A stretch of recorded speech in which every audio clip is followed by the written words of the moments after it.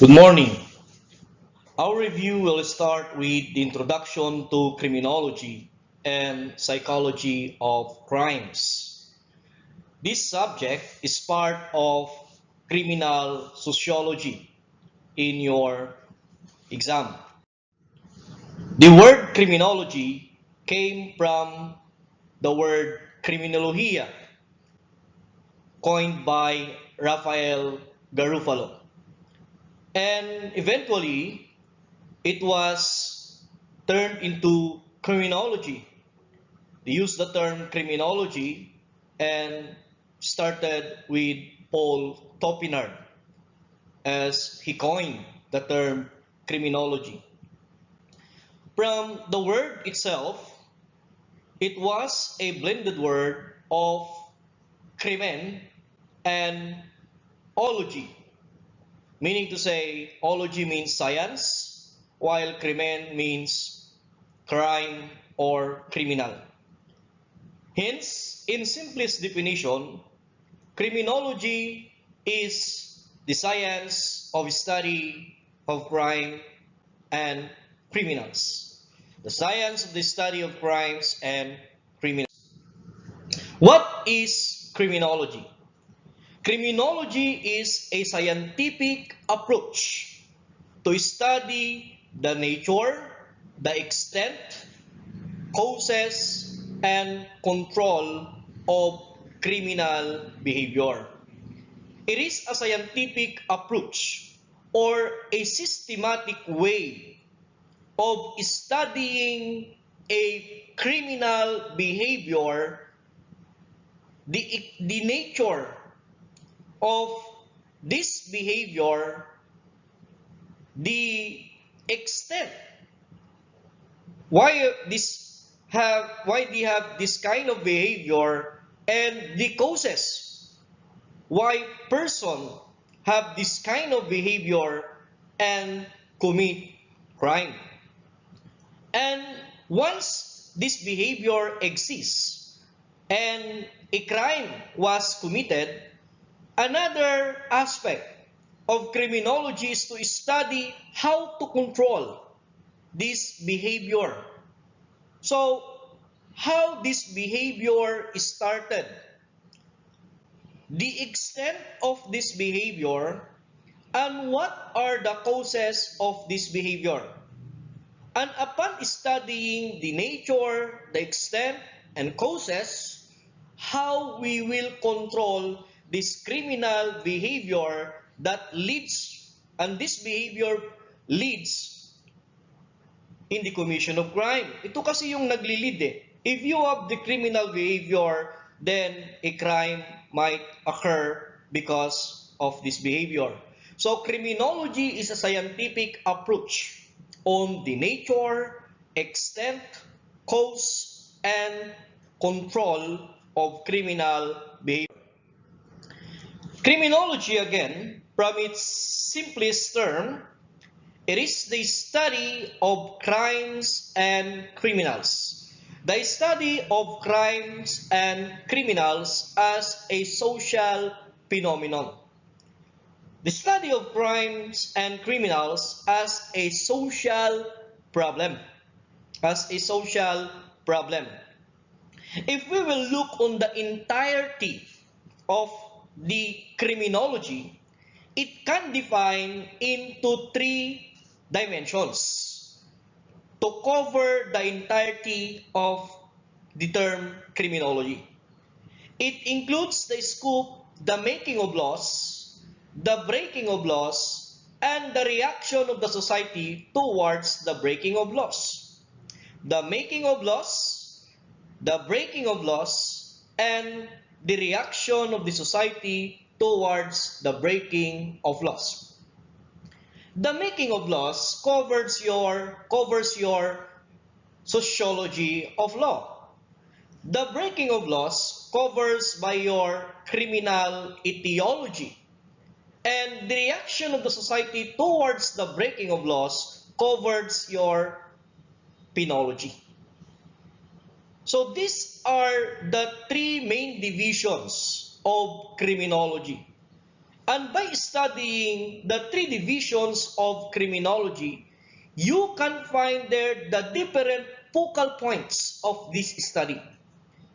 The making of laws, sociology of law, the breaking of laws, criminalityology, and the reaction of the society towards the breaking of laws, which covers your penology. The making of laws, because in order that a crime, which is the concern of the study, will exist, there must be a law punishing or prohibiting such act. So it covers the making of laws. If there is no law, then there will be no crime. Nolium crimen, nolia poena sine lehi. So it's very important that there must be a law. Because without a law, if there is no law punishing the act, then there is no crime. Nolium crimen, nolia poena sine lehi. There is no crime when there is no law punishing the act. So that is why it covers the making of laws. The breaking of laws. The breaking of laws is the central or the core in the study of criminology and psychology of crimes. The study of criminology and psychology of crime, its centerpiece is the explaining the breaking of laws. What are the causes and what are the factors why people have this kind of behavior and why people committed a crime? That's why as we study Introduction to Criminology and Psychology of Crime, we will focus on the different theories that might explain why person turn to commit crime. Why they have this kind of behavior. So yan ang pinaka-focus natin dito in this subject. What are the different causes why person break the law? And that is what you call the breaking of laws. And once there is the law, there is the breaking of law. Now, what will the society do? Or what is the reaction of the society towards the breaking of laws? Hence, pumapasok yan yung penology natin or penal science. That a person may be penalized, he might be incarcerated or imprisoned, or he might be put in the community and perform a community-based treatment program. So, that is criminology. Simply means the study of crimes and criminals as a social problem. It involves the making of laws, the breaking of laws, and how the society responds on the breaking of laws. So, another, criminology can be a body of knowledge regarding delinquency and crime as a social phenomenon. Yan, binoden lang. It covers delinquency. Usually, delinquency are specifically crimes committed by minors. Yan. So, and all other crimes as a social problem. So, let's talk about the making of laws. Again, law is very important because it will define what is the crime you committed. But how a law was passed? A law is passed because of the consensus of the will of the public. Yan. In our country, we have bicameral system of legislation or the Congress. The Congress or the legislative branch is responsible in creating the laws. They create, they amend, or they repeal a law that will cover a certain act or a certain behavior. A person has its own behavior, but how can we define that a behavior is a criminal behavior? there must be a law that will define your act as criminal behavior. That's why when this fall in criminal behavior, you committed a crime. And a law is passed by the consensus of the will of the public through legislative branches. And it was divided into two houses, the House of Representatives and the Senate. Bicameral tayo. Now, why say so that law was passed by consensus of the public? In other words, tayong mga tao sa Pilipinas ang gumagawa ng batas. You might ask me, Sir, bakit ganon? Hindi ko naman alam hindi ko nga alam ang batas. We are the creator of law. Our consensus, our will, right? Our consensus represents our action or our intention to commit to create a law. Pero hindi physically na nandun tayo. It's not physically us who are there to create, to repeal, to amend the law. Yan. It is our representative who will represent us. That's why in the word itself, representative. They are representing us by district. They are representing us by party list. And that their voice will also be our representation. That's why we are choosing our representative to represent us in making of laws. That's the main idea of representing our congressmen or our representatives. Kaya nga representatives, they are the one who will represent thousands of people or millions of people in their own district. Because hindi tayo kakayanin ng house kung pupunta tayo lahat. That's why we are choosing our representative, and the action, the decision of our representative will also represent our decision. Yun lang yung context nun. That's why the law is passed because of the consensus of the will of the public. That's how the making of laws. And of course, it undergo different processes. Yan, procedures in the Congress. But the main idea there is our will is being represented by our chosen representative. During early time, there are early laws created. The Code of Hammurabi. It's said to be that the Code of Hammurabi is a barbaric code. The Code of King Hammurabi or Hammurabi Code. It imposed harsh and savage punishment. Code of Hammurabi is known to be a law or a code that enforcing harsh and savage punishment. Ang counterpart niyan in the Philippines is yung tinatawag nating Code of Kalanchaw. Yan.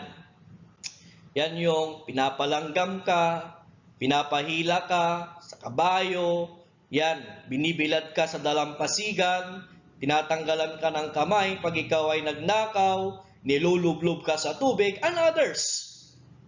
These are the nature of the Code of Hammurabi, and in the Philippine setting, meron tayong early law na tinatawag na Code of Kalanchaw. We have also the Mosaic Code. The Mosaic Code, or also known as the Law of the Israelites. Yan, yung time ni na Moses. The Draconian Code. Yan. We have the Hindu Code of Manu. The Quran for Muslim. The Law of 12 Tables or 12 Tabulae for Romans. Sumerian Codes. Law of Moses. So, these laws are the known early laws of the world. So, this shows that there is a need of a law that cover a certain act to become a criminal. And that when the act is a criminal, then we can say that there is now a criminal behavior.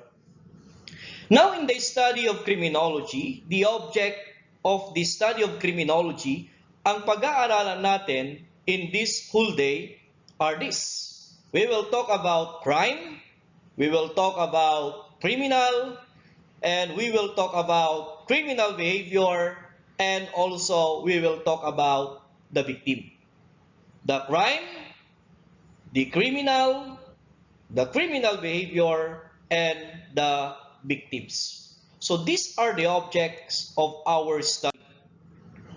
In the study of criminology, there are three disciplines, or there are three approaches on how to study criminology. In other words, very broad ang pag-aaral ng criminology. Why? You can study this in different contexts. So what are the three discipline, approaches, or contexts on how we will study criminology? Number one, we will study in line with sociology. We will study in line with psychology. And we will study in line with psychiatry. If we will talk about sociology, yan yung tinatawag nating sociological criminology, we will study criminology in a point of view that a certain criminal behavior or a crime in relation to a group of people in the society. We will explain crimes, we will explain criminal behavior based on its relationship to the setup of the society, to the people there in the society, and other social factors.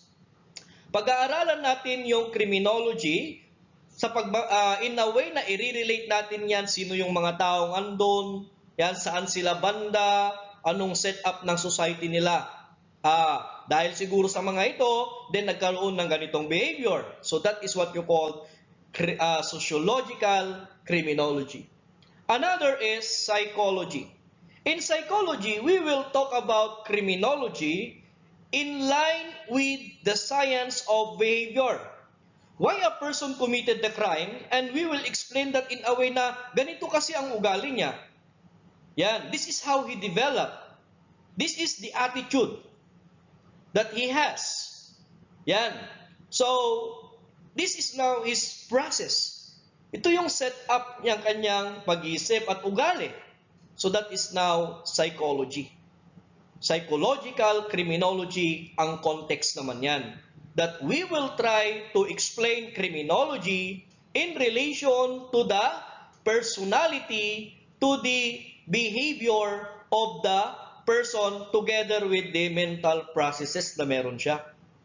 That's why baka ganon. Siguro, ang taong ito papansin, ang taong ito narcissistic, yun, is sobrang nagwo-worry, kaya nagawa niya yung krimen, may phobia. So these are psychological criminology. Another is, we will study criminology in relation to psychiatry. Yan. We will try to study criminology in relation to psychiatry. So in this psychiatric psychology, it will study crimes or criminal behavior in relation to the mental setup, to the motives, to the drives, or the other psychiatric issues of a person. Like for example, we are explaining or we are discussing criminology in relation to mental deficiency, in relation to schizophrenia, in relation to addiction, alcoholism, that affects the mental behavior, mental setup of a person. Kaya niya nagawa yun, kaya siya ng bato kasi nga baliw pala siya. Yan. Kaya siya nagsunog, mayroon pala siyang sira sa pag-iisip. Yan. May pyromania pala siya. So, these are in relation to the psychiatric setup of the mind of the person that make him have that motives and make him and drive him to commit such act. So, these are the three disciplines. So we can discuss criminology in relation to sociology. We discuss criminology in relation to psychology. We discuss criminology in relation to psychiatry. So we can discuss criminology in these different areas or discipline. Another we have the term criminal demography. Criminal demography is the study of the relationship between criminality and population. They believe that population affects criminality. The more population in a certain place, the more tendency that a crime may occur. Why? Because it might turn into competition. Or if many people are in that place and there is a scarcity of resources, then survival of the fittest may occur. And once they are having this kind of competition, then it will lead into conflict and they will have these different behaviors that may lead into the commission of the crime. So criminal demography is the relationship of criminality into population. So it is something to do. Kung marami ang mga tao, then nandun sila sa lugar na yon, and scarcity exists, might be. It can possibly turn person into a criminal, to have a criminal behavior. Another is criminal epidemiology. Yan. Criminal epidemiology, the study of criminality in relation to environment. The study of criminality in relation to environment. What is the environmental setup of a certain place? This said that it might affect the behavior of a person. Like, for example, okay, what's the environment? Mainit ba dyan? Malamig ba dyan? Yan. So, that is criminal epidemiology. Okay, mabundok ba dyan? Patag ba dyan? So, that is the study of the relationship between environment and criminality. And next, we have criminal ecology. The study of criminology in relation to spatial distribution in the community. Where you belong. Saan ka ba napapasama? On what particular place? On what particular yung mga uri ng tao ang andyan? So it's just like in relation to ecosystem. On what kingdom you belong? Yan. Having these different cultures, different belief. So that is criminal ecology. May kanya-kanya kayong kingdom. The study of criminality in relation to spatial distribution in the community. Anong grupo ka? Anong kingdom ka? Parang ganun.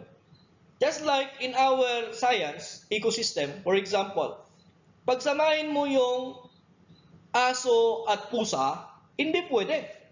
Laging mag-aaway yan. Yan. Yung buwaya at saka ibon, hindi rin pwede.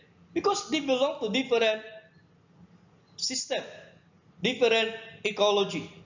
So that is criminal ecology. I-relate natin sa tao, ganun din. People with different characteristics, different upbringings, and different beliefs or culture, you can hardly find their suitability when you place them in a certain place. And because of that, crime may exist because the high level of conflict can possibly occur. Another is criminal physical anthropology. This is the study of criminality in relation to physical construction or constitution of men. The physical setup, yung itsura, yung hubog ng katawan, can be related in the study of criminality. Yan. Accordingly, there are some studies na yung matataba, mga maskulado, at saka yung mga payat ay iba-iba yung krimen na nagagawa. Yan. Like in the theory of somatotyping theory of Sheldon. Yan. Nasabi niya, pag matataba, usually ang nakukumit nila, these are crime of deceit. Yung mga panluloko. Why? Because itong mga matataba daw, okay, are pleasure lover. Ayaw nilang masyadong mapagod. Yan. Then, yung mga maskulado naman, mostly, they committed crime of assault. Yung nananakit sila because they have the capability. And yung mga payat naman, they committed a crime of crimes against property. Like theft, robbery, ganon, because their intention is to gain. Kasi nga, sometimes they are malnourished, kulang talaga, kaya siguro payat sila. So, it's something related to the physical construction of men. The criminality might be related to the physical construction or constitution of men. That is what you call criminal physical anthropology. Another, sabi pa nila dito sa criminal physical anthropology, people with defects, yung mga taong may defects, are prone in the commission of the crime. Yan, there are explanation there. Bakit sila nakakagawa ng krimen? So, yan, that is criminal physical anthropology. As we goes by, habang lumalayo tayo, you can observe that there are different explanation why people commit crime. And there is no single concrete explanation. Walang isang rason. Others, there are many explanation. One theory might be applicable to this person, the other explanation or theory might be applicable to that person. So that's the idea of the study of criminology. And who knows, in the future, you can also discover another explanation why person committed the crime. So in the criminology, we will try to dig deeper, to study, to analyze why such kind of behavior is turned to be criminal, what causes, and what are the factors why there exists such kind of behavior. So yun. Now let's continue. Now, criminal psychology. Again, just like psychological criminology, the study of behavior in relation to criminality. People have their own types of behavior. Each one of us has different behavior. So because of that, okay, we can also relate the behavior into criminality. Yung isa, aggressive. Yung isa, yung different temperaments ba? Yung isa, melancholic, hindi pasalita ng pasalita. Yung isa, papansin. Yan. So this different behavior may cause conflict. And once conflict occur, criminality possibly exists. Yan. Next, we have criminal psychiatry. Again, okay? The study of human minds in relation to criminality. Yung takbo ng utak mo, yung kapasidad ng utak mo, your mental defects, if there are mental defects, might be related to criminality. Yan. And we have victimology, the study of the role of the victim in the commission of the crime. Yan. So unang-una, ano ang role mo? Why you became a victim of crime? Because some studies said you became victim because you induce. Yan. You are walking in dark alley wearing a miniskirt, glowing in the dark. Nakalagay doon sa likod mo, mayroong glowing in the dark na lettering. Sabi niya, come and follow me. Something like that. Sexy yan yani. Then, it induced other person to attack you. And that's, you became a victim. So, in victimology, it is study what is the part or the role of the victim, why he was or she was victimized. At the same time, in the study of criminology, on the other side, is to study what are the different supports or programs that we can give to those victims. Same as how we protect, same as how we supported the criminals, there must be a program that will support and protect the victims once they are being a subject of a crime. So that's the study of criminology. That can be in the one part, what's the role of the victim, and the second part is to how we will support the victim. Kasi hindi niya naman ginusto yun. Yan. Sometimes, explain natin, baka siya ang nag-induce. And on the other hand, mga ibang biktima naman, they are just really naging biktima na wala naman silang ginagawa. So that is victimology. And actually, victimology is the new division of criminology. Yan, pinag-aaralan na rin yan ngayon. So dati lang yung tatlo, but now it was included there, the victimology. Yan yung isang area na marami pang dapat i-discover sa criminology. Kasi on the traditional setup, we just focus on the criminals. While now, let's also focus on the victims. Okay. Next, we have the principal divisions of criminology. So, these are the main divisions of criminology. We have there the criminal behavior, or the what we call criminal etiology, the sociology of law, the penology or correction. Again, in criminal etiology, it focuses on the analysis of the causes of crime. Why person committed a crime? Yan. So sabi ko nga, dito tayo ikot. There are many explanations. Applicable to one person, applicable to others, but possibly they are all possible causes of crime. And we have also the sociology of law, the study of law and its application. Because if the law is violated, then there is a crime. And next, when there is a crime committed, what we should do to those who committed the crime?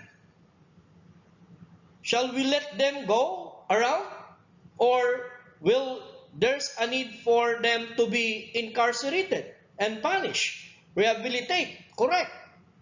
So that is the concern of the third division, the penology and correction, that deals with the punishment and treatment of criminals.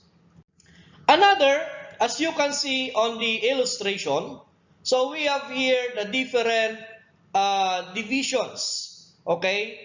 Mainly the three divisions. We have there the criminal behavior, or the what you call criminal etiology. We have here the sociology of law, and we have here the penology. Yan. In the sociology of law, tignan mo yung nasa taas, the sociology of law is being studied. First, ano yung nature ng batas, yan, at saka dahil alam na natin yung different nature, even the extent, then ano-anong krimen? What are the different crimes or violation of law ang karaniwang nakukumit? So because of that, nagkakaroon tayong tinatawag natin na yung tinatawag natin doon na yung crime statistics. Yan. So we will study what are those laws being violated so that we will have a crime statistics. Saan banda karaniwang nangyayari ito? Yan. So that we will know how to prevent and how to control it. So pinag-aaralan talaga natin yung sociology of law. Another, we talk about yung susunod sa sociology of law. There in the illustration, we have there the criminal behavior, or yung tinatawag nating criminal etiology or criminal behavior system.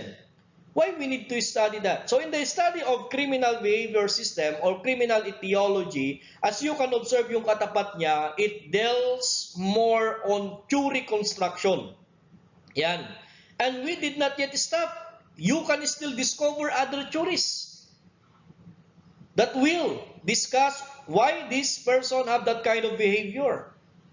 We might discover some valid explanations, other valid, aside from those already existing. So we have there the different theories to explain criminal behavior. That's why in criminal behavior system, ang katapat niya, theory construction. To discuss the different theories and to discover other theories. Another, we have the third one, the Penology. Yan. On how the society respond on the breaking of laws. And we have here the new one. Yan. So the new one now is the what you call Victimology.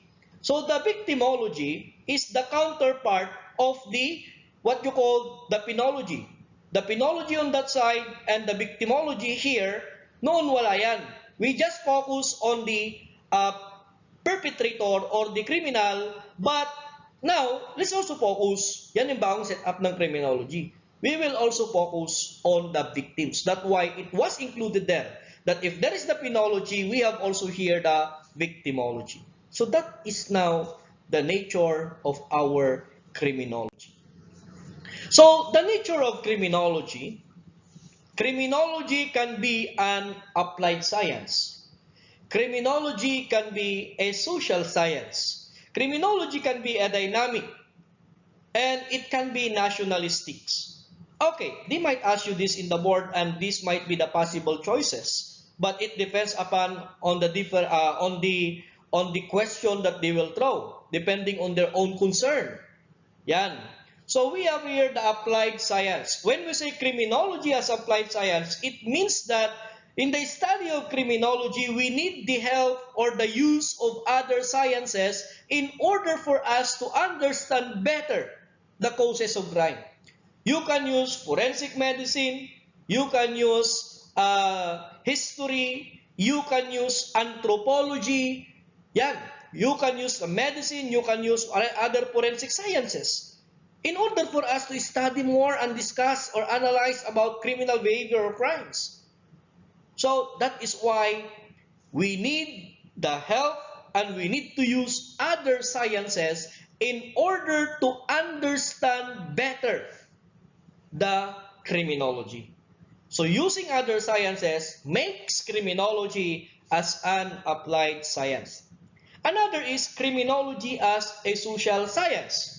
In criminology, ang pinag-aaralan mo buhay na tao. It's not just like engineering, like architecture. Ang pinag-aaralan mo, non-living. Yung mga structure, bridges, roads, ganon. But here in criminology, we will study person, buhay na tao. For as long as person is the subject of the study of criminology, criminology then is a social science. Simply because your subject are social beings. They are the one who committed the crime, their behavior are the concerns. Then, criminology is a social science. Criminology number 3 is dynamic. Now, criminology is dynamic because it varies. It changes. Yan. Ngayon, krimen, the other, mamaya, hindi na. Iba na. Yan.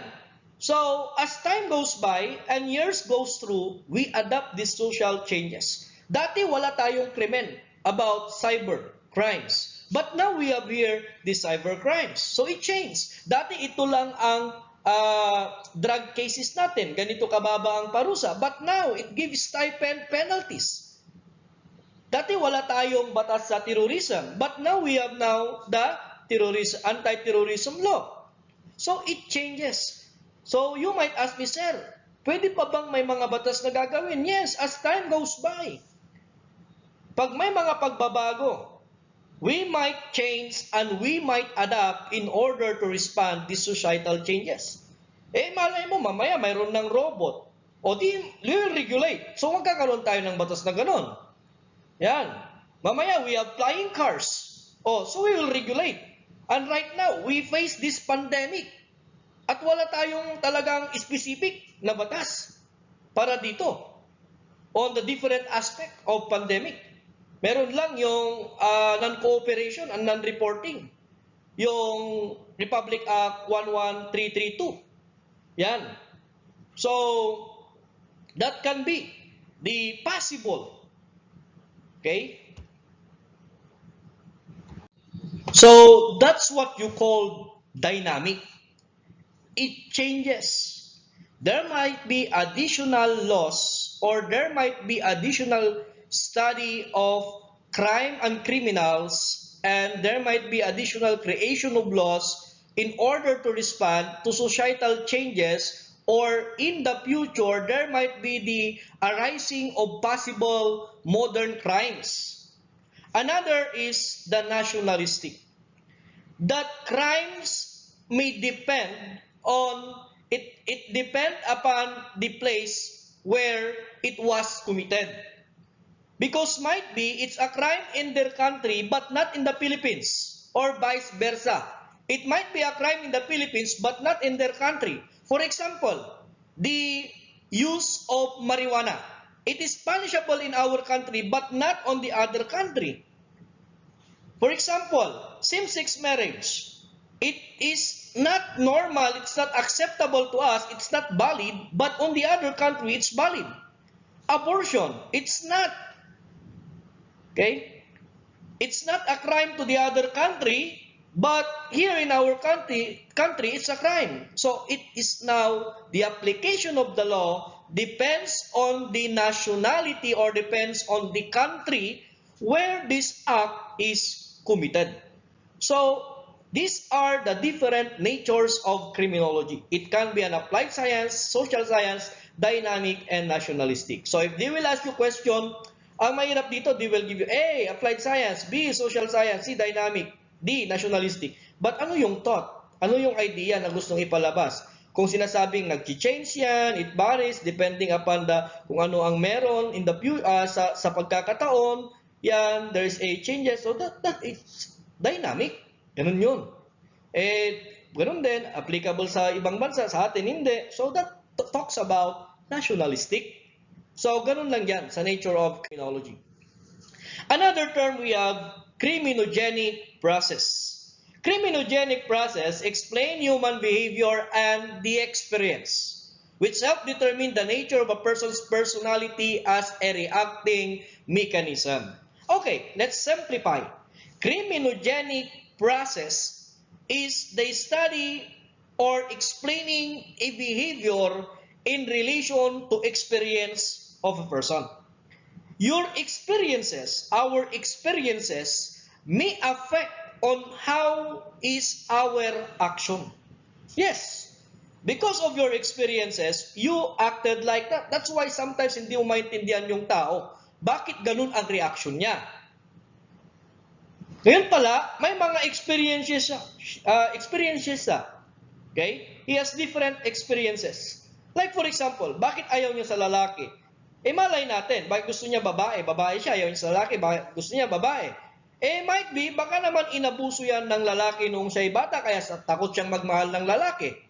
Yan. O kaya yung first love niya, na naghiwalay sila, sobra niyang dinamdam at ayaw niya nang magmahal ng lalaki. So that is now, the experience of a person affects his behavior. O kaya na-trauma siya nung bata. Okay? Ni-rape siya. Takot siya. Kaya minsan, hindi siya pala salita, lagi siyang natatakot, may worries, lalo pag mag-isa.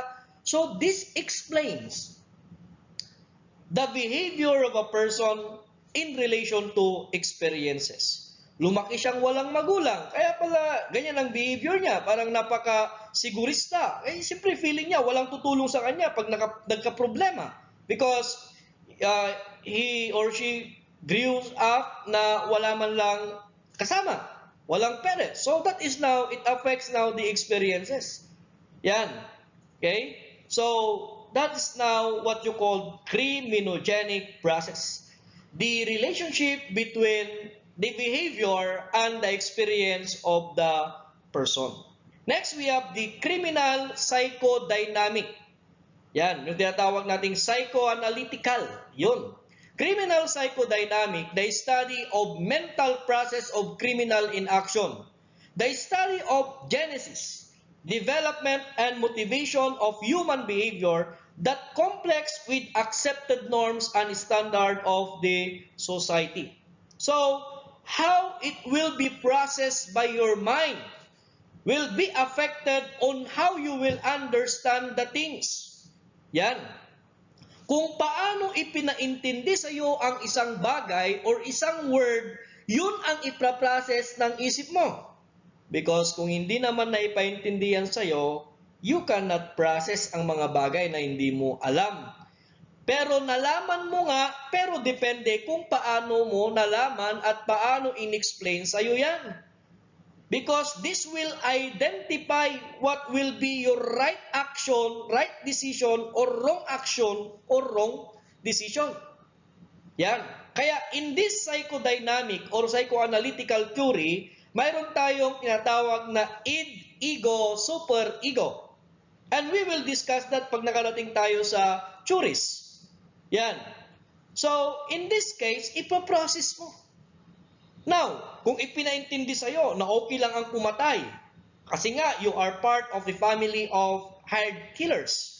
Sabi nila, anak, pag may umagrabyado sa'yo, birahin mo. Ayun, ginagawa namin. Paglaki ng bata, para sa kanya, it's normal. Yan.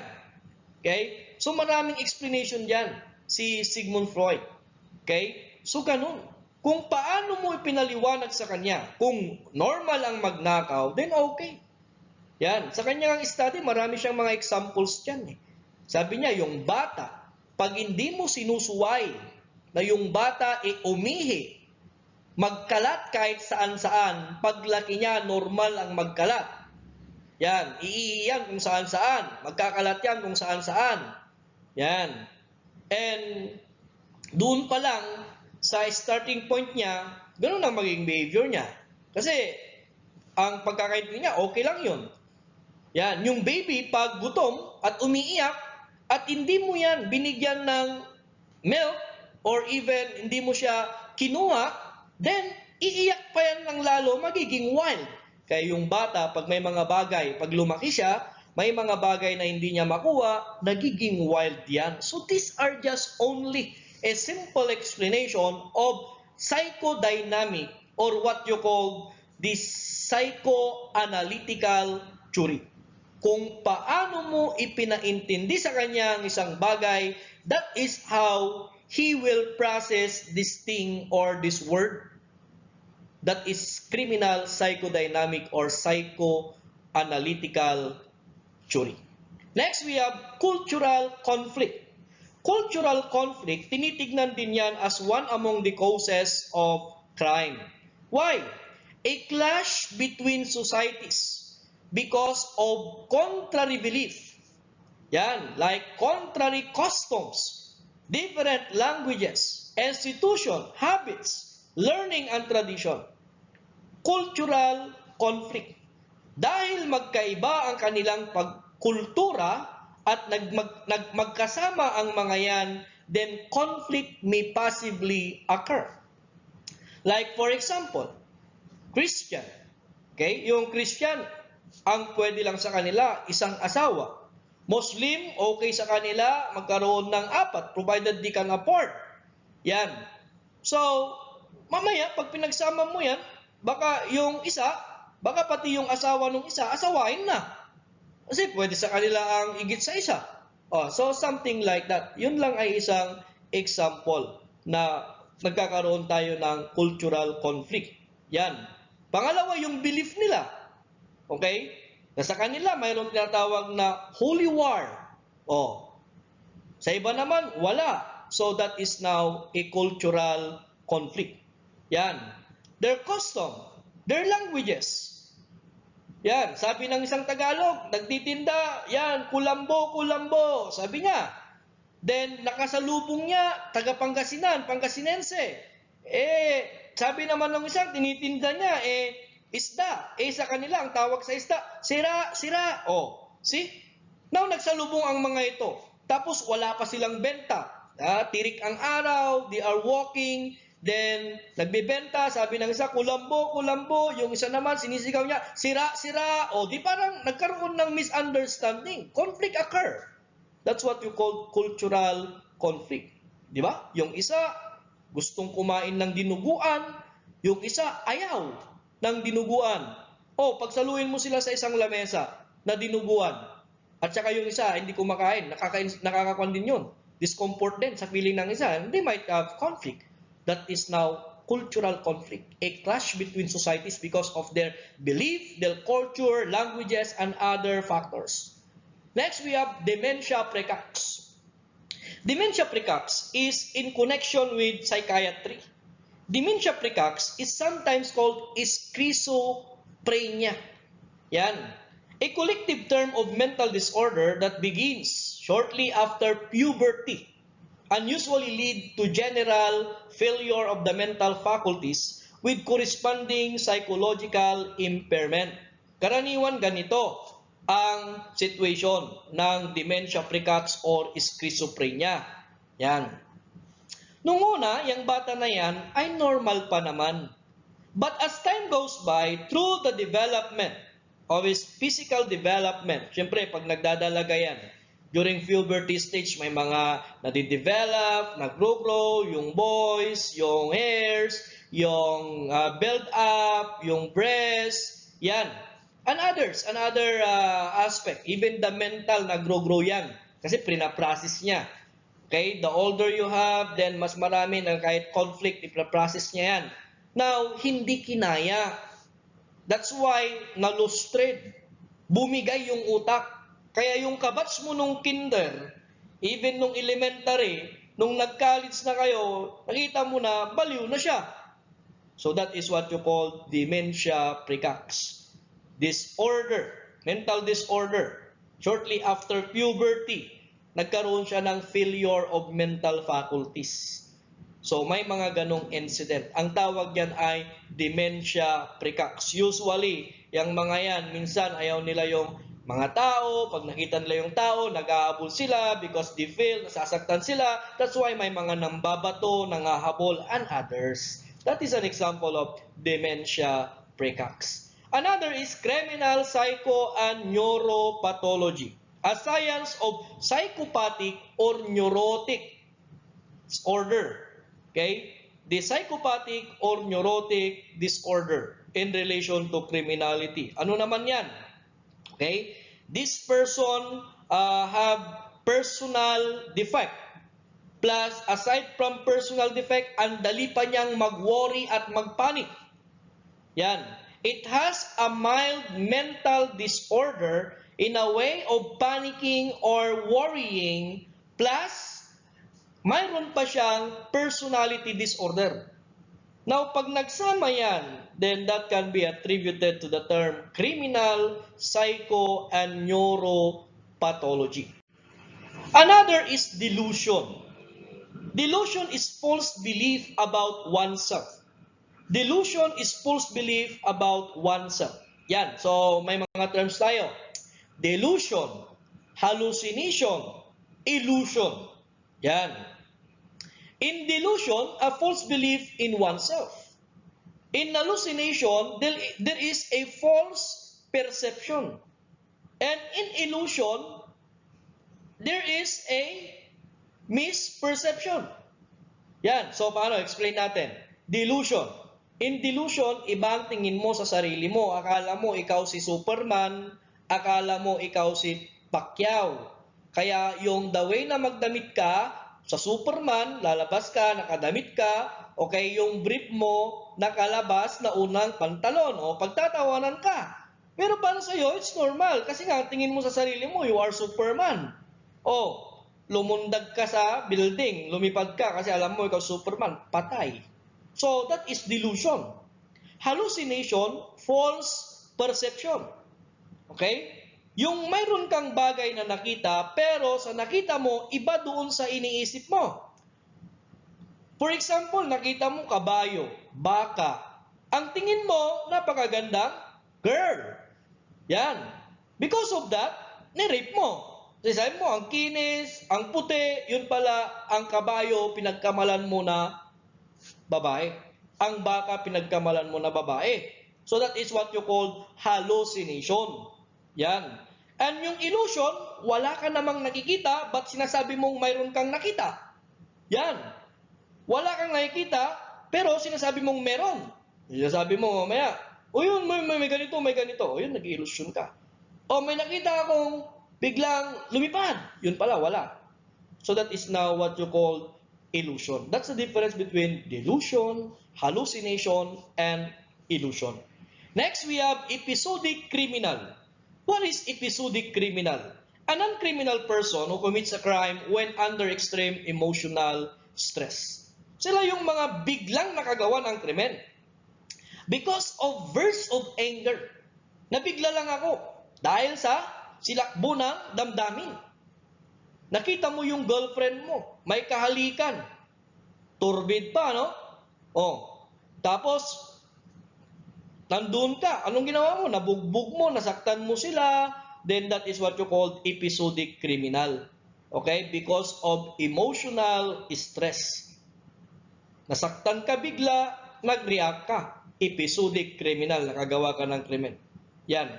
Like those in the case of death or physical injury under exceptional circumstances. Next, erotomania.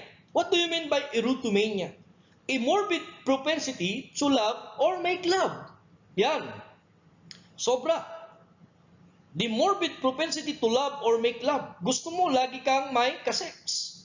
Yan. So, depende yan. Pag ikaw ay lalaki, ang tawag yan ay satyriasis. Yan. Too much love making.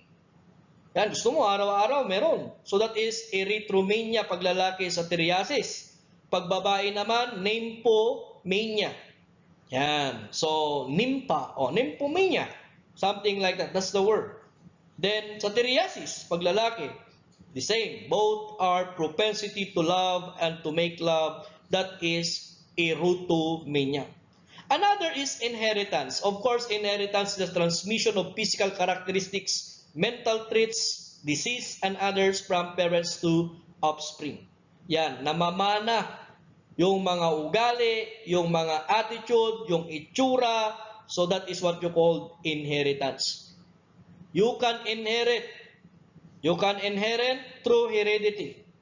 The physical features, the characteristics, the attitude, the behavior of your parents. There are many evidence. Kaya kamukha mo yung tatay mo. Ganon. Langan naman, kamukha mo yung kumpare. Ayun, delikado yun. So that is what you call inheritance. So, through heredity. Yan. I've been believed to share about equally in determining disposition. Whether a person is cheerful, yan, temperaments mo, nervous stability. So that is what you call hereditary or in relation to inheritance. Next, diniscuss na natin kanina, hallucination. Yan. False perception. An individual with strongly self-centered pattern of emotion, fantasy, and thought. Kleptomania. Yan. When we say kleptomania, you cannot control yourself to steal. Magnakaw. Yan. So, pathologically stealing, uncontrollable propensity to steal. Nagnanakaw ka ng mga bagay beyond your control. Gusto mo, pag nakita mo, yes, nangawin mo na. You are not thinking about the consequences. Like for example, gusto mong magnakaw ng panty, yan, underwear, o marami nang naiulat na ganyan. So might be this person are suffering from kleptomania. Yan, tapos di naman ginagamit, nilalagay lang doon, tinatago lang. O di ba? Next we have, or even pera. Next we have Masochism, a sexual disorder or perversion in which a person derives pleasure from being dominated or cruelty treated. Yan. Mas nasasarapan ka or nag-i-enjoy ka pag ikaw ay pinapahirapan, sinusugatan, pinapalo, yun. Kaya nga maso. Mas gusto mo, minamaso ka. Masochism. Yan. Pag yung nananakit naman, and he gratified, mas nasisiyan siya pag sinasaktan ka niya, that is now what you call sadism. Sadista. So, sadism, yung nananakit, ikaw na sinasaktan at nag-i-enjoy habang sinasaktan, ikaw naman ay mayroong abnormality tinatawag na masochism. Next, melancholia. Melancholia is a form of temperament, wherein in melancholia, this is a mental disorder characterized by excessive brooding and depression of spirit. Excessive brooding meaning to say gusto mong mapag-isa. You are always there, alone, thinking of something. Yan. So ito yung mga taong tahimik, akala mo may sariling mundo, yung hindi mo sila basta-basta makausap because they are very silent. That is their personality. And this personality is otherwise known as melancholia. Sila yung melancholic. Yan. Okay? Mahirap minsan ito because sometimes silence means may mga dangerous silence. Okay? Next, we have megalomania. Kabaliktaran naman siya ng melancholia. In megalomania, pag yung isa tahimik, in melancholia, now in megalomania, yan, ito naman very papansin. Yan. He thinks himself great or exalted. Pabida, bibo. He wants that in everything, lagi siyang napapansin, nagiging bida, yan. So, megalomania. Yan, gusto mo, lagi kang pinipraise. Lagi kang sikat. Kaya minsan, kahit nakatulog ka na ata, post ka ng post. Yan, sample lang yun. Okay? Another, we have necrophilism. In necrophilism, this is an erotic nature or morbid craving, usually of an erotic nature for dead bodies. Yan ang necrophilism. In other words, you want to have sexual intercourse with dead ones. Yan, halimbawa, imbalsamador ka, ganun. Kaya, then, nagustuhan mo yung tao, yung patay. Then after that, you have sexual intercourse with this dead one. That is an example of necrophilism. That's abnormality. Next, we have anthropology, the science on the study of mankind, its development, its physical and mental, cultural history. Yan. Bakit ganyan ang itsura? That's anthropology. Okay? Tayong mga Pinoy, something like that. Tayo'y hindi kano. Yan, yung kanta. Ang ilong ay pango. Something like that. That is ironic, but it shows the anthropological construction. Okay, nakikita mo, yung mga tao is matatangkad, for example, Americans. Then, when it comes to Filipino, hindi ganun katangkaran, minsan maliliit pa nga. So, that is anthropology. Yan, magkaiba ang hugis ng mukha ng Java man, ng iba, Homo sapien, Homo habilis. So, that's anthropology. And accordingly, the construction might affect the behavior of the person. Next, we have autophobia. Fear of being alone. Ayaw mo mapag-isa. Yan. Ayaw mo yung all by myself. Gusto mo, lagi kang may kasama. Next, we have biometry. A measuring or calculating of the probable duration of human life. The attempt to correlate the frequency of crime between parents and children or brothers and sisters. So in biometry, they will try to measure within your clan, within your family tree, ilan ang naging kriminal in order to analyze and explain if there is something relation with your family construction sa krimen na yon.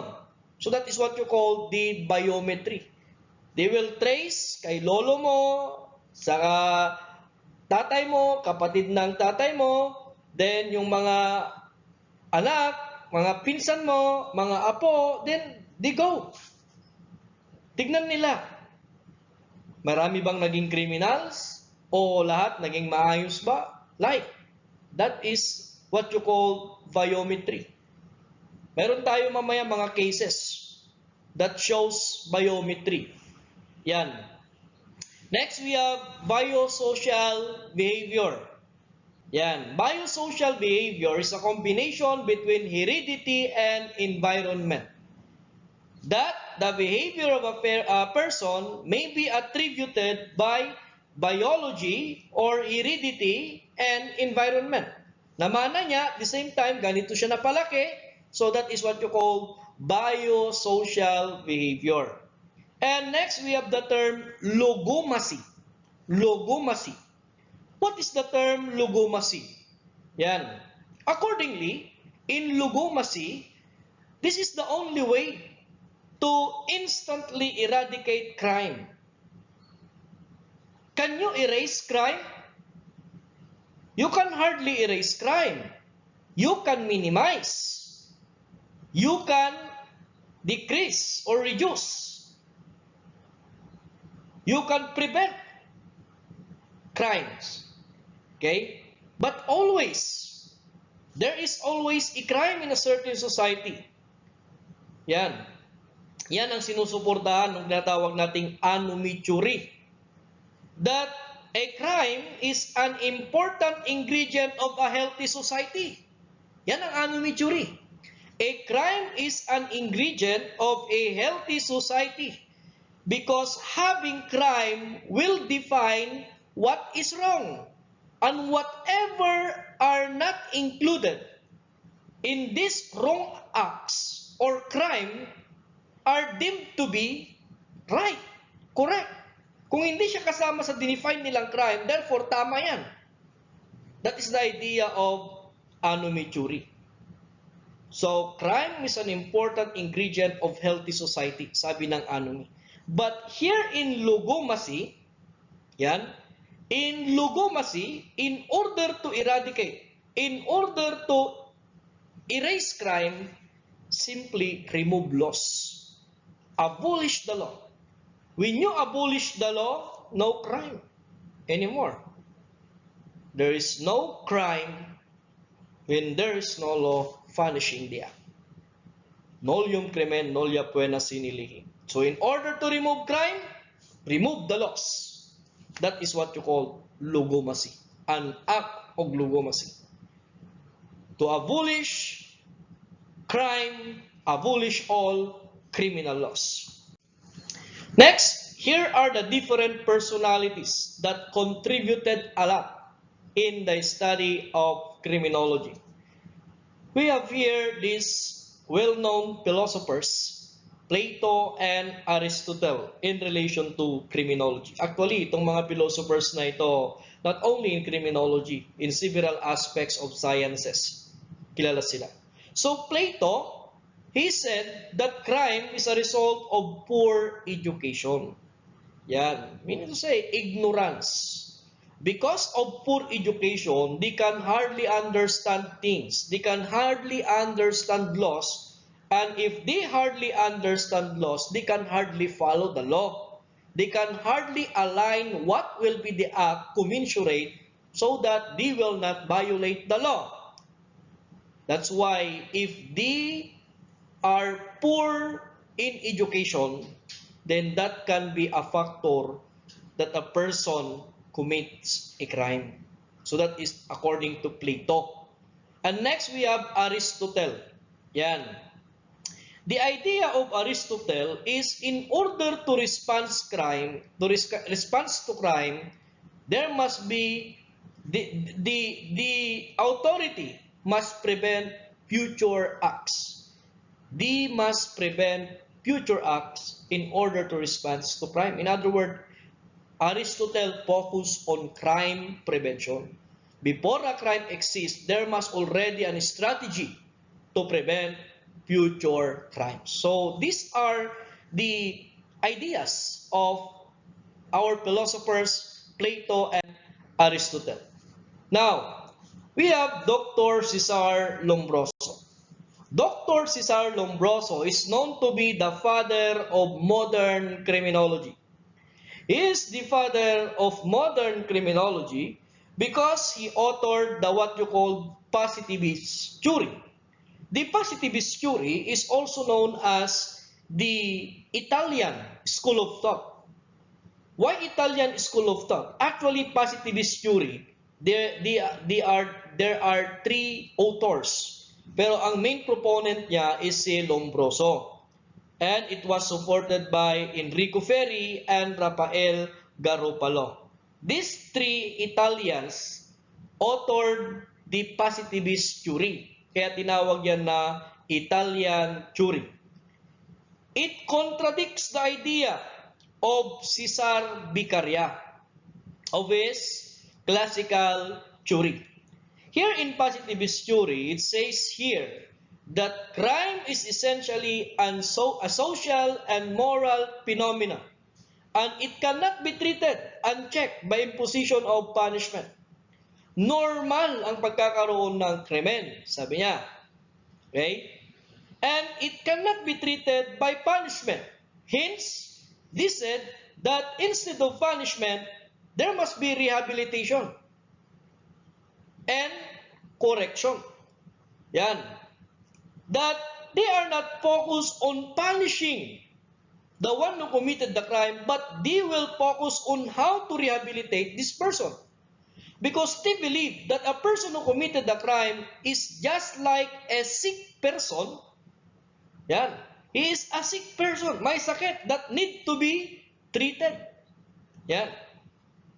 And there might be other factors or causes or circumstances that pushes the person to commit crime. Sabi niya, hindi niya ginusto gumawa ng krimen. So ang tignan natin, what are those contributory factors that pushes the person to commit crime? That is the idea of positivist theory. They focus on rehabilitation and reformation as well as correction. Next, we have Dr. Charles Goring. Dr. Charles Goring stated that heredity is more influential as determiner of criminal behavior than environment. According to Charles Goring, when he conducted 2,000 convicts, he found out that most of them, okay, mas influential yung heredity kumpara sa environment. That's why he claimed that heredity is more influential than environment. And because of that, he theorized the advanced theory of hereditary inferiority. The advanced theory of hereditary inferiority. That heredity is more influential than the environment. Another is Alphonse Bertillon. Alphonse Bertillon is known to be the father of criminal identification. He is the one who formulated the what you called anthropometric system of identification or yung tinatawag nating Bertillon system. In the Bertillon system is the identification of a person through the use of body measurement or the use of human skeleton. That every individual have their own unique body measurement according to Alphonse Bertillon in his anthropometry or Bertillon system. Aside from Bertillon system or anthropometry, he introduced the portrait parley. Yan. Yung facial description, sketching, yan. Related yan sa portrait parley. So, because of this, he popularized these two prominent ways of identification. He is considered as the father of criminal identification, Alphonse Bertillon.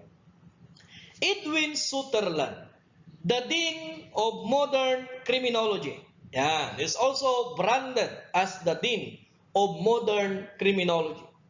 Edwin Sutherland claimed that in the future, criminology will become a science.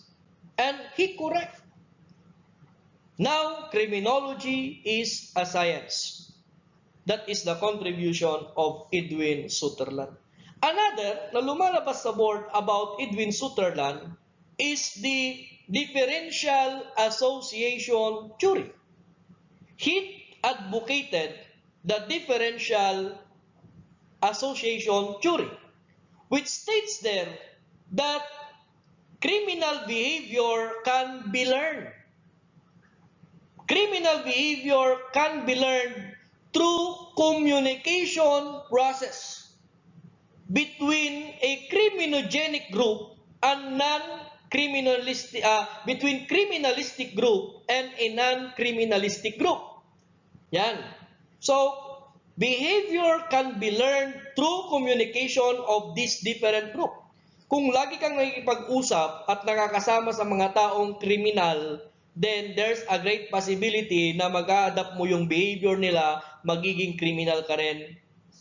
And on the other hand, pag ang lagi mong nakakausap ay yung mga hindi kriminal, mga righteous, law-abiding, then the possibility is you will also become law-abiding.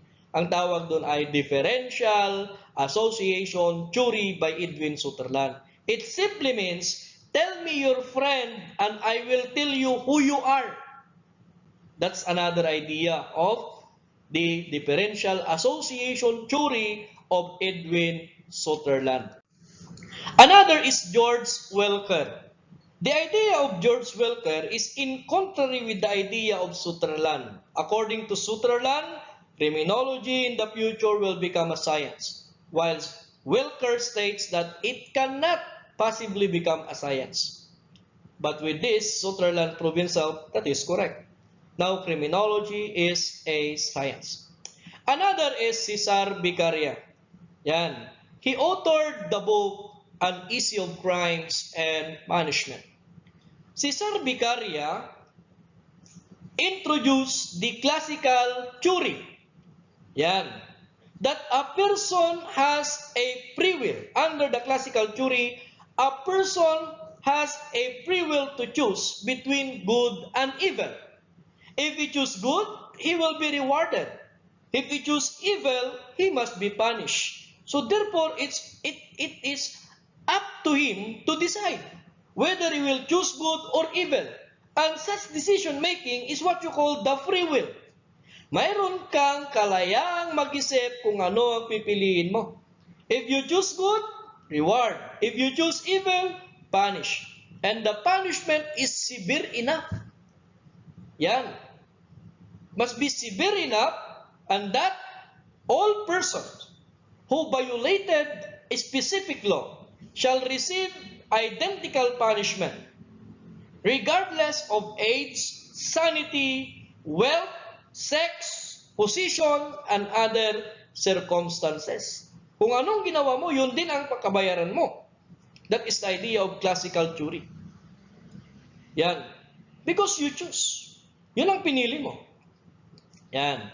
Next, we have Rafael Garufalo, the partner of Lombroso, who stated about the concept of natural crime. Yan. Actually, siya ang nag-umpisa ng tinatawag na moral anomalies. One of the bases of positivist theory, the moral anomalies. That crime is normal in the society. For as long as there is a prevalent sentiment of pity and probity, kung mayroong mayaman at mahirap, then there is a normal existence of crime. That is the idea of Rafael Garufalo. He discussed about moral anomaly. Gaano man kaayos ang isang society, meron at merong uusbong yan na mali. Meron na merong uusbong dyan na contrary doon sa mga tama. Ang tawag mo sa uusbong na yon, yun yung tinatawag nilang moral anomaly. Because crime is unnatural, sabi nila kailangan gamutin ang tao kasi hindi maiwasang magkaroon ng krimen. So that is the approach under Rafael Garufalo. Next, we have W.A. Bonger. Under W.A. Bonger, he states there that the principal motive of most of the crime he studied is vengeance. He studied different crimes and he found out that the principal motive is vengeance. Yan. Isa sa pinakadahilan bakit ang tao nakakagawa ng krimen is because of vengeance. Paghihigan. Another, we have R.H. Godard. In the study of R.H. Godard, he theorized that feeble-mindedness causes crime. So, in the idea of R.H. Godard, the cause of crime is feeble-minded. In other words, there is defect on the mind of a person who committed the crime. Yan. Why? There is a defect because he do not appreciate the consequence of his behavior. Kasi kung alam niya yun, hindi niya gagawin. Kung alam niya yung consequence, naintindihan niya yung consequence, then he will not commit a crime. So according to R.H. Godard, those persons who committed the crime are suffering. Okay? These persons are suffering from feeble-mindedness. Next, we have David W. Maurer, the big cone. So in the big cone, he states that the dominant culture could control the predatory culture without difficulty. In the idea of David Maurer, it is related to capitalism.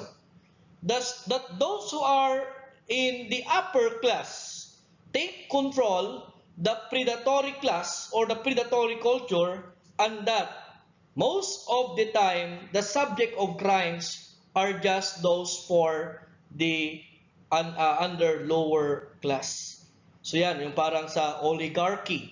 Yan, in oligarchy, this oligarch can control the situation, and that kawawa yung mga mahihirap kasi they cannot just have this fair play about their acts. So that is, we have David W. Maurer in his book, The Big Cone. Another, we have Peter Renzel in the area of Criminology. He observed that thieves and prostitutes were made worse instead of become better by pillory or by imprisonment. Sabi niya, yung mga magnanakaw at saka mga prostitute nagiging worse sa loob ng kulungan. Yan, and that he introduced work and religious instruction. So he created different workhouses. Yan, na kailangan mayroong bibigay na trabaho sa kanila, they will work in that place at the same time while they are serving their sentence, and there they will give religious instruction. Yun ang nakita niyang pwedeng gawin. That is Peter Renzel. He made that. He created a workhouse at his own expense. Another, we have John Howard. John Howard is known to be the great prison reformer. Yan. He is the great prison reformer in England. So, lumalabas sa correction. The great prison reformer is John Howard. Why? He introduced different development in correctional system. Number one, segregation of adult and young offenders. Hiwalay dapat yung matatanda at bata. Pangalawa, segregation of male and female. Logically, hindi pwedeng magsama ang mga lalaki at babae sa kulungan. Nadami sila doon.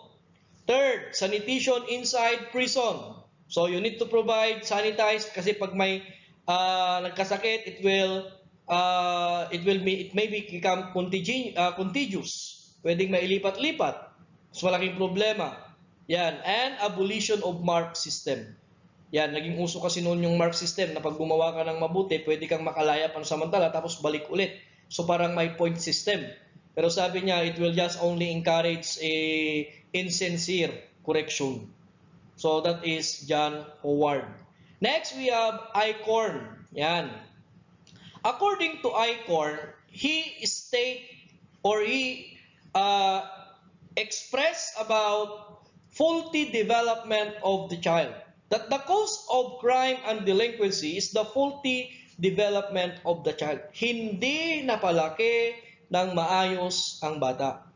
There is a lack of guidance on the child. That's why his behavior can be prone to criminality. That is according to Eichhorn. Next, we have Abrahamson. Yan, ito yung siyang nagpasikat nung sikat na formula. yung criminal formula, yung tinatawag nating C is equal to C is equal to T plus S over R.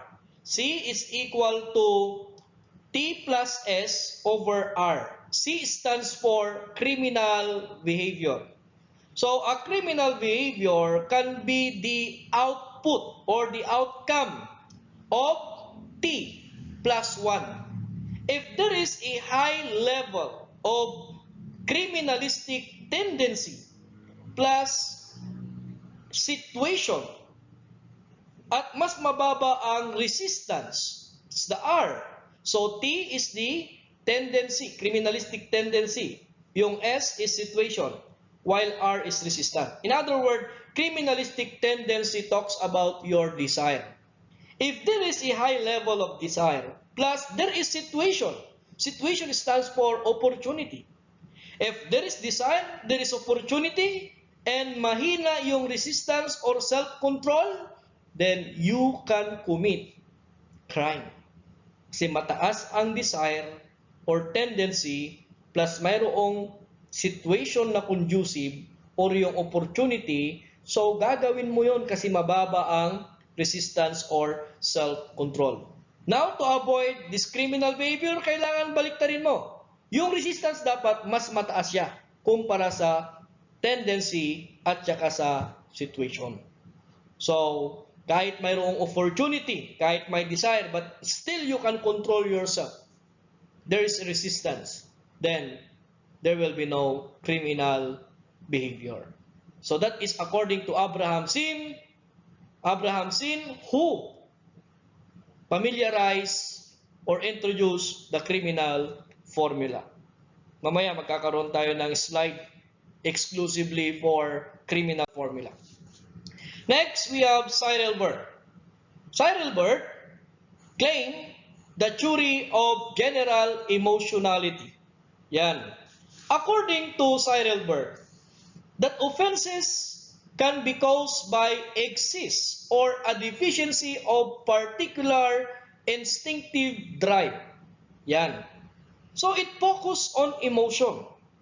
Sobra yung kanyang emosyon, overreactive, it can turn into crime. Or mayroon tayong tinatawag na emotional immaturity. Yan. Emotional immaturity, yung hindi niya masyadong rationalize yung emotion niya. Yan. Kahit sino, nakakita lang ng konti, nagiging crush na niya. Then mamaya, bumigay na, mamaya naging biktima na. Nabulatas ng konti, napaniwala, mamaya, yun na. That is what you call lack or deficiency of emotion. That is what you call emotional immaturity. At yan yung number 1 na nagkukos ng juvenile delinquency, sometimes because of emotional immaturity. Madaling napapa-oo, madaling nauuto, something like that, because of limited ideas. Okay? Kasi nga, doon sa murang edad. So that's the idea of Cyril Bird. The cause of crime can be attributed by general emotionality. Either there is excess of emotion or there is deficiency of emotion. Next, we have Haley. Haley, he talks about crime is an expression of mental content of individual. Okay? Crime is an expression of mental content of individual. Paano yun? Okay? It is focused on what you call frustration. Yan. Paano tumakbo yung isip ng tao pag siya ay na-frustrate? Baka mamaya, come what may, bahala na. So that is according to Haley. That frustration of the individual causes emotional discomfort that may attribute in the commission of the crime. That is according to Haley. Frustration can be a cause of a criminal behavior. Yung mga tao pag na-frustrate, yun, gumagawa na lang ng mali.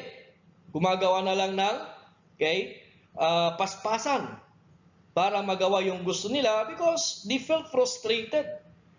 Yan. Nawawala sila sa kanilang posture. Nawawala sila sa kanilang composure. Kaya ang nangyayari, bahala na because they felt frustrated. Next, we have Sigmund Freud. Yan, yung psychoanalytical theory. The theory of human personality. Yan, yung id, ego, super-ego. Diniscuss niya yon, yung psychoanalytic theory or tinatawag nating psychodynamic. Next, we have Lavater. Another field of studying the causes of crime. He advocated the what you call physiognomical fragment. So it focused on physiognomy. In physiognomy, it talks that physical appearance and measurement of outward appearance may relate to criminality. Yan. That the character of the person is observed by its physical appearance and measurement of the outward appearance. So, pwede din daw po yun, sabi ni Lavater, na yung itsura ng tao ay pwede mong masabi na siya ay mayroong criminal behavior or yung character niya ganito. I will give you one example, lalo na sa halimbawa, when you are watching TV or mga movies. Doon sa mukha ng tao, pag nakikita mo pa lang, alam mo kung siya yung pwede siyang bida, kasama sa bida, o ang role niya ay kontrabida. Ayan. That will give us example of physiognomy by Lavater. That according to physical appearance, you can discover the character of the person. Pero hindi naman lahat. But this is also possible. Next, we have Franz Joseph Christoph Sporsem. He claimed in his study that the shape of the head of the criminal is different from non-criminal. Ito naman yung criminology. Yan. Criminology. Si Lavater, physiognomy, si Sporsem. Franz Joseph Christoph Sporsem, siya naman yung sa criminology. That the study of the skull or the head can determine whether a person have criminal behavior or he is having a non-criminal behavior. Actually, hindi naman nagtagal yan, but at least we give an insight na mayroon palang ganon, na yung ulo, yung skull ng isang criminal ay iba daw sa skull ng non-criminal. And that is the concern of criminology. Yan. Now, the birth of criminology. Yan. Then, the criminology is not a science noon. But accordingly, mayroon pang arguments. Sabi ni Sutherland, criminology will become a science in the future. Sabi naman ni Wilker, it can never become a science. But in 19th century in Europe, criminology now become a science. Yan. Criminology as a science is usually start in Europe at 19th century. Okay? In 19th century at Europe, then criminology became a science. Now, another area of criminology that we will study, a part of criminology, is the criminalistics. That's why we have a subject in criminology. If you get the Bachelor of Science in Criminology, we have a subject, criminalistics. This criminalistics, they study of the physical evidence through a laboratory work. Kaya nga, minsan claim na criminology is a science. Why? Because there is involvement of different sciences, and criminalistics are sciences. Actually, they are sometimes called forensic sciences. These are use of laboratory works, laboratory equipment, scientific equipment in order to study the physical evidence, purposely to help the administration of justice, to identify who is the perpetrator, to locate the perpetrator, and to provide evidence for the perpetrator. We will use criminalistics. Yan. There are two main divisions of criminalistics. The scientific division and the number two is technical division. So in scientific division, it concerns about chemistry, physics, biology. So in chemistry, that's why in criminalistics, we have there the forensic chemistry. Yan. The application of chemical principle as applied in the examination of evidence. Yan yung chemistry.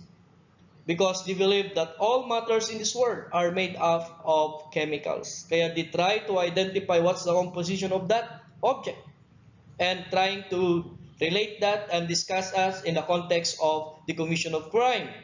Physics, yan, meron tayong physical identification division doon. Yan, that energy may try to explain how crime committed. Saan ang point of entry, saan ang point of exit.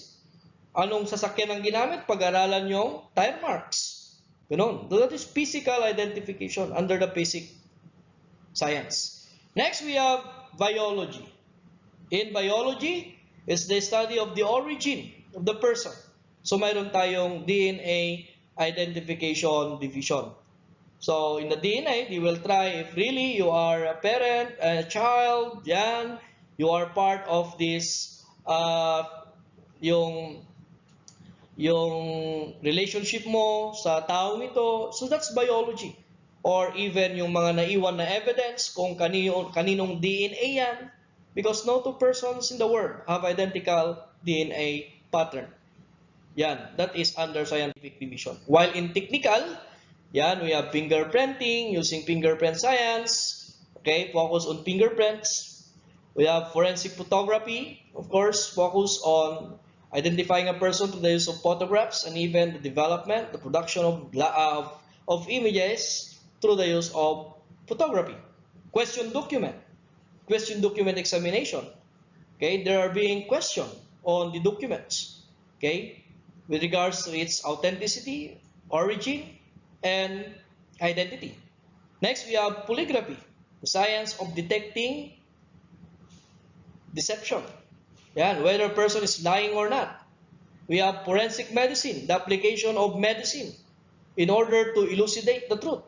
The application of medical knowledge for an application to legal cases. And we have forensic ballistics, the use of bullet and cartridge case in order to identify where it fired from, what firearm it fired from. So these are the second division, the technological divisions of criminalistics. We have there the scientific and we have here the technological division. Okay? Now,